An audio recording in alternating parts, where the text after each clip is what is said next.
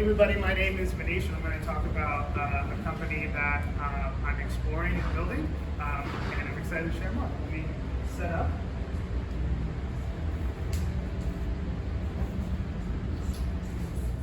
I've been exploring the future of finance, and what I mean by that are tools that help finance professionals do planning, do projections, do their analysis at the different companies that they work at. Earlier in my career, I used to work at Morgan Stanley serving our FP&A team. I was an engineer helping our finance org do all the things I just talked about for the firm. That's me in the back. I would have thought I would become the most famous person looking back at this photo, but I didn't. That man right there is the points guy. If you're a credit card user, this was his last job with us before he became the points guy. A guy named Brian Kelly. Fun trivia for everybody.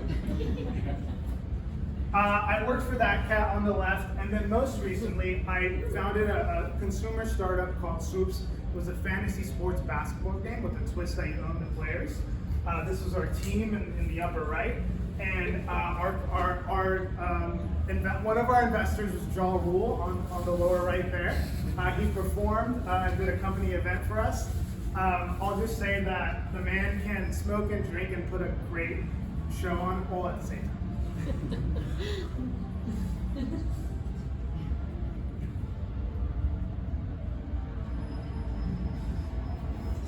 This is a very simple financial model for a pet food company. On the upper left, you have the cost per a unit for a pet food. $2 for beef, 1 for chicken, 1 for lettuce, and 1 for labor. You have some other assumptions there on the right.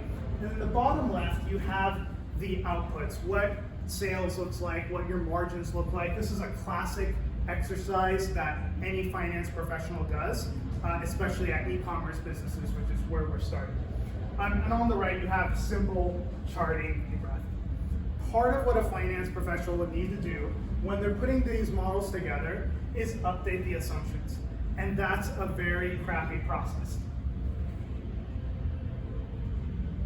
This is a report on beef, a classic research report that all of you have seen, maybe 50 to 100 pages long. I'll scroll through it very quickly, but it's a lot of text, and somewhere in there is the price of beef.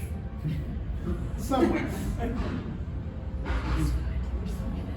You know what I'm going to say next. This is unstructured data that can easily become structured. A finance professional is too talented and has too little time to be searching through research reports or invoices or supplier quotes to update their financial model.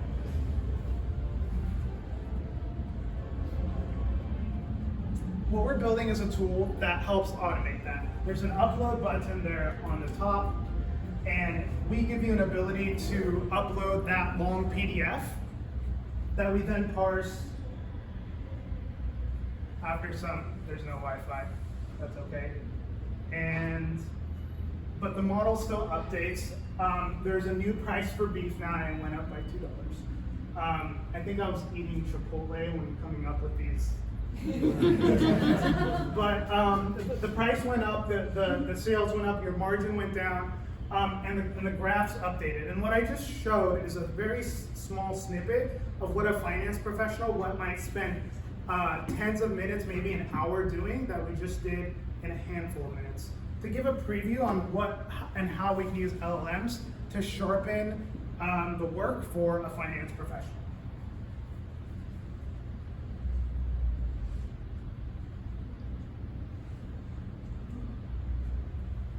Those reports we passed over to GPT, and we had it parse that big report that I was scrolling down into these bullets.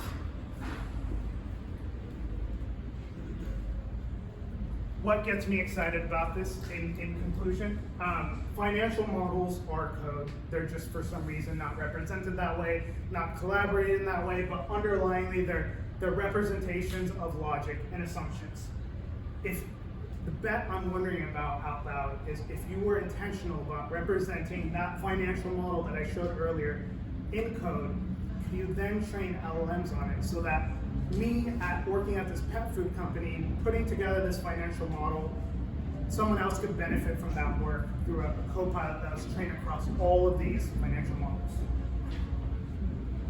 The second bet I'm thinking about is building a hyper-collaborative, multi-persona financial planning tool. These tools were built 5, 10, 15 years ago with one persona in mind. It was before the advent of strategic finance.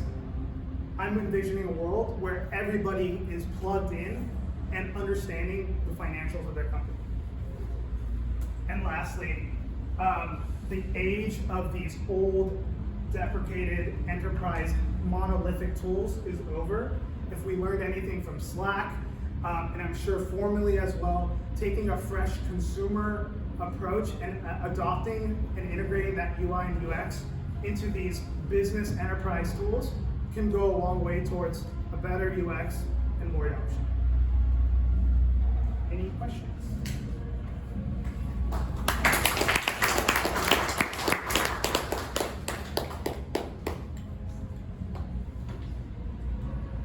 Yeah. Really, really stupid question about just the FP&A workflow. Why is FP&A like still using Excel? Like you talk about it as code, and you all in on making a bet of it as code, and I think that makes sense. But why are they still using Excel? Why is that still the best tool for the job? Because that is your safe space if you're a finance professional. You have a huge amount of latitude to do whatever you want. There's no constraints, there's no rules.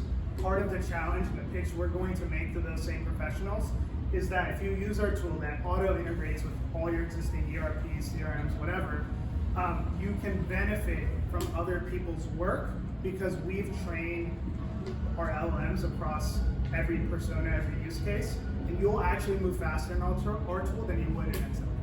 Thank you. How much time do we have? Can we take another question? Okay. One more. Question. Yeah. Oh. Who do you think is your competitor right now? I know Excel is maybe your competitor, but they're probably the laggard in your mind. Who's your maybe more advanced competitor that you're directly competing At the with? top of the market, Anaplan, Workday Adaptive.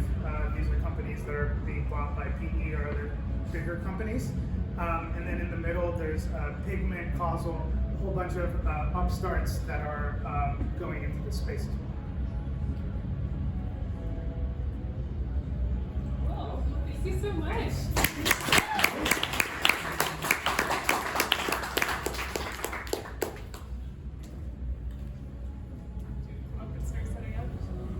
Let's go.